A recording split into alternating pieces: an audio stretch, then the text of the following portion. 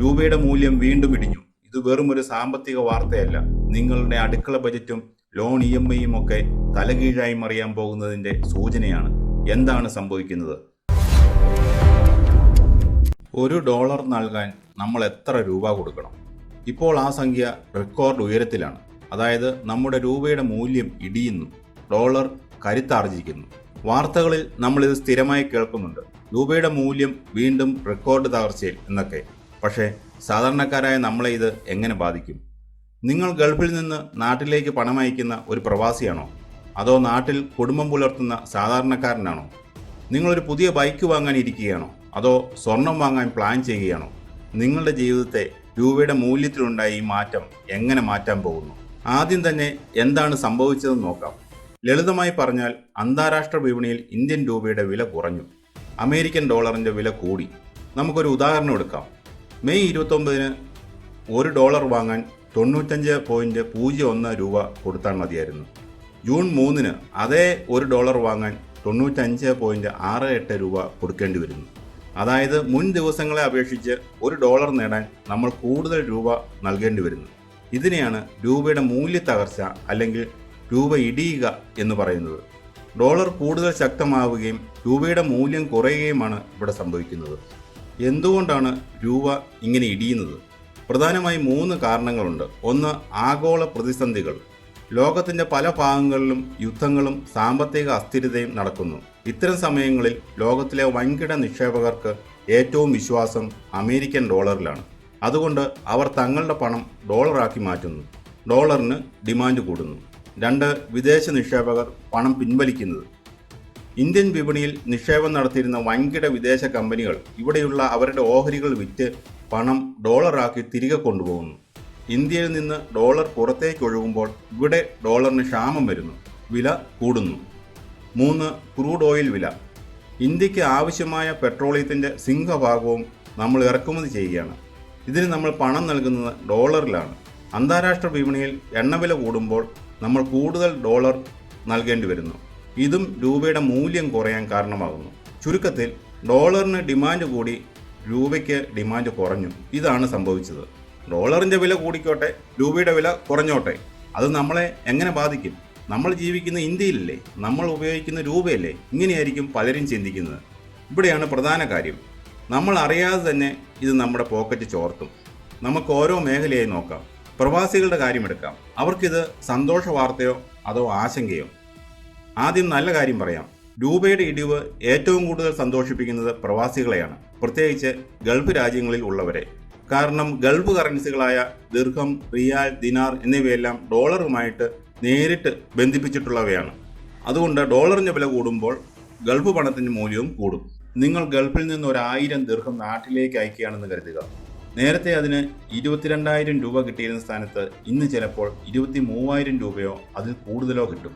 അതായത് അധ്വാനിക്കുന്ന അതേ പണത്തിന് നാട്ടിൽ കൂടുതൽ രൂപ ലഭിക്കുന്നു. ഇത് പ്രവാസികൾക്ക് താൽക്കാലികമായി വലിയൊരു ലാഭമാണ്. പക്ഷേ ഇതിലൊരു ചതിക്കുഴിയുണ്ട്. നിങ്ങൾ നാട്ടിലേക്ക് അയക്കുന്ന ഈ അധിക പണം കൊണ്ട് നാട്ടിലുള്ള നിങ്ങളുടെ കുടുംബത്തിന് വലിയ കാര്യമുണ്ടോ? അതാണ് അടുത്ത പോയിന്റ്. നാട്ടിലുള്ള സാധാരണക്കാരെ സംബന്ധിച്ച് രൂപയുടെ ഇടിവ് ഒരു നല്ല വാർത്തയല്ല. കാരണം രൂപയുടെ മൂല്യം കുറയുമ്പോൾ നാട്ടിൽ വിലക്കയറ്റം ഉണ്ടാകും. അതെങ്ങനെയെന്ന് നോക്കാം. നമ്മൾ നിത്യജീവിതത്തിൽ ഉപയോഗിക്കുന്ന പല സാധനങ്ങളും വിദേശത്തു നിന്ന് ഇറക്കുമതി ചെയ്യുന്നവയാണ്. നമ്മുടെ മൊബൈൽ ഫോണുകൾ, ഇലക്ട്രോണിക് സാധനങ്ങൾ, ചിലതരം ഭക്ഷ്യ എണ്ണകൾ, പരിപ്പ് വർഗ്ഗങ്ങൾ എന്നിവയെല്ലാം ഇതിൽപ്പെടും. ഇവ വാങ്ങാൻ ഇന്ത്യൻ കമ്പനികൾ വിദേശത്തേക്ക് ഡോളർ നൽകണം. ഡോളറിൻ്റെ വില കൂടിയതിനാൽ കമ്പനികൾക്ക് കൂടുതൽ പണം ചെലവാകുന്നു. ആ നഷ്ടം അവർ നികത്തുന്നത് എങ്ങനെയാണ്? സാധനങ്ങളുടെ വില കൂട്ടിയിട്ട്. ഫലമോ നിത്യോപയോഗ സാധനങ്ങളുടെ വില കൂടും. അപ്പോൾ പ്രവാസി നാട്ടിലേക്ക് അയച്ച അധിക പണം ഈ വിലക്കയറ്റത്തിൽ അലിഞ്ഞു പോകും. ഇനി ഇന്ധന വില വർധനവിന് കാരണമാകുന്നത് എങ്ങനെയെന്ന് നോക്കാം. ഇന്ത്യ വാങ്ങുന്ന ക്രൂഡ് ഓയിലിന് ഡോളറിലാണ് പണം നൽകുന്നത്. രൂപ ദുർബലമാകുമ്പോൾ എണ്ണ കമ്പനികൾക്ക് കൂടുതൽ രൂപ കൊടുത്ത് ഡോളർ വാങ്ങേണ്ടി വരുന്നു. ഇത് പെട്രോൾ, ഡീസൽ വില വർധനവിന് കാരണമാകും. ഡീസൽ വില കൂടിയാൽ എന്ത് സംഭവിക്കും? സാധനങ്ങൾ ഒരു സ്ഥലത്ത് നിന്ന് മറ്റൊരു സ്ഥലത്തേക്ക് എത്തിക്കുന്ന ലോറികളുടെ വാടക കൂടും. ലോറി വാടക കൂടിയാൽ വിപണിയിൽ പച്ചക്കറി മുതൽ അരി വരെയുള്ള എല്ലാ സാധനങ്ങൾക്കും വില കൂടും. ചുരുക്കത്തിൽ രൂപ വീണാൽ അടുക്കള ബജറ്റ് താളം തെറ്റും. ഇനി രൂപയുടെ വിലയിടിവും സ്വർണവുമായുള്ള ബന്ധം നോക്കാം. ഇന്ത്യയിൽ സ്വർണ്ണ ഖനനം വളരെ കുറവാണ്. നമ്മൾ ഭൂരിഭാഗം സ്വർണവും വിദേശത്ത് നിന്ന് ഇറക്കുമതി ചെയ്യുകയാണ്. ഇറക്കുമതി ചെയ്യാൻ ഡോളർ വേണം. ഡോളർ വില കൂടുമ്പോൾ സ്വർണത്തിൻ്റെ ഇറക്കുമതി ചെലവ് കൂടും. അതുകൊണ്ട് അന്താരാഷ്ട്ര വിപണിയിൽ സ്വർണ്ണവില മാറിയില്ലെങ്കിൽ പോലും ഇന്ത്യയിൽ സ്വർണ്ണവില ഉയരും. കല്യാണ ആവശ്യങ്ങൾക്കും മറ്റും സ്വർണം വാങ്ങാനിരിക്കുന്ന സാധാരണക്കാർക്ക് ഇത് വലിയൊരു തിരിച്ചടിയാണ്. വിദ്യാർത്ഥികളെയും വിനോദസഞ്ചാരികളെയും എങ്ങനെയാണ് രൂപയുടെ വിലയിടിവ് ബാധിക്കുന്നതെന്ന് നോക്കാം. നിങ്ങളുടെ മക്കൾ വിദേശത്ത് പഠിക്കുന്നുണ്ടോ? അവർക്കുള്ള ഫീസും ജീവിത ചെലവും നിങ്ങൾ നാട്ടിൽ നിന്നാണ് അയച്ചു കൊടുക്കുന്നത്. പണ്ട് ഒരു സെമസ്റ്ററിന് 5 ലക്ഷം രൂപ മതിയായിരുന്നെങ്കിൽ രൂപയുടെ മൂല്യം ഇടിഞ്ഞതോടെ ഇപ്പോൾ ചിലപ്പോൾ 5.5 ലക്ഷം രൂപ വേണ്ടിവരും. വിദേശത്തേക്ക് ടൂർ പോകാൻ പ്ലാൻ ചെയ്യുന്നവർക്കും ടിക്കറ്റ് നിരക്കും ഹോട്ടൽ നിരക്കുമെല്ലാം കൂടും. ഇനി നമുക്ക് ഏറ്റവും പ്രധാനപ്പെട്ട ചോദ്യത്തിലേക്ക് വരാം. ഇനി എന്ത് സംഭവിക്കും? ഇതിങ്ങനെ തുടർന്നു പോയാൽ അവസ്ഥ എന്താകും? ഭയപ്പെടേണ്ട ഒരവസ്ഥ ഈ സാഹചര്യത്തിലില്ല. കാരണം ഇന്ത്യയുടെ സമ്പദ് വ്യവസ്ഥ ശക്തമാണ്. ഇത്തരം സാഹചര്യങ്ങളെ നേരിടാൻ ചില വഴികളുണ്ട്. ഒന്ന്, RBI ഇടപെടൽ. നമ്മുടെ സെൻട്രൽ ബാങ്കായ റിസർവ് ബാങ്ക് ഓഫ് ഇന്ത്യയുടെ പക്കൽ വലിയൊരു വിദേശ നാണ്യ ശേഖരമുണ്ട്. രൂപയുടെ മൂല്യം ഒരുപാട് ഇടിയുമ്പോൾ RBI തങ്ങളുടെ പക്കലുള്ള ഡോളർ വിപണിയിലേക്ക് ഇറക്കും. അപ്പോൾ ഡോളറിൻ്റെ ക്ഷാമം കുറയുകയും രൂപയുടെ മൂല്യം തിരിച്ചു പിടിക്കാൻ സാധിക്കുകയും ചെയ്യും. 2, കയറ്റുമതി കൂടും. രൂപയുടെ മൂല്യം കുറയുന്നത് ഇന്ത്യയിലെ കയറ്റുമതി മേഖലയ്ക്ക് നല്ലതാണ്. നമ്മുടെ നാട്ടിൽ നിന്ന് IT സേവനങ്ങളോ തുണിത്തരങ്ങളോ സുഗന്ധവ്യഞ്ജനങ്ങളോ വിദേശത്തേക്ക് വിൽക്കുന്ന കമ്പനികൾക്ക് കൂടുതൽ ലാഭം കിട്ടും. കാരണം അവർക്ക് വരുമാനം ലഭിക്കുന്നത് ഡോളറിലാണ്. അത് രൂപയാക്കി മാറ്റുമ്പോൾ വലിയ തുക ലഭിക്കും. ഇത് നമ്മുടെ രാജ്യത്തെ ബിസിനസ്സുകാർക്ക് നല്ലതാണ്. പലിശ നിരക്കുകൾ കൂടിയേക്കാം. വിലക്കയറ്റം തടയാൻ RBI ബാങ്ക് പലിശ നിരക്കുകൾ കൂട്ടിയേക്കാം. അങ്ങനെ വന്നാൽ നിങ്ങൾ എടുക്കുന്ന ഹോം ലോൺ, കാർ ലോൺ എന്നിവയുടെ EMI കൂടിയേക്കാം. പക്ഷേ ബാങ്കിൽ പണം ഫിക്സഡ് ഡിപ്പോസിറ്റ് ഇട്ടിരിക്കുന്നവർക്ക് കൂടുതൽ പലിശ കിട്ടുകയും ചെയ്യും. രൂപയുടെ ഇടിവ് എന്നത് കേവലം അക്കങ്ങളുടെ കളി മാത്രമല്ല. അത് പ്രവാസിയുടെ പോക്കറ്റിൽ കുറച്ചധികം പണം എത്തിക്കുമെങ്കിലും നാട്ടിലെ സാധാരണക്കാരൻ്റെ ജീവിത ചെലവ് വർദ്ധിപ്പിക്കും. ഒരു നാണയത്തിന് ഇരുവശങ്ങളുള്ളതുപോലെയാണ് സാമ്പത്തിക രംഗവും.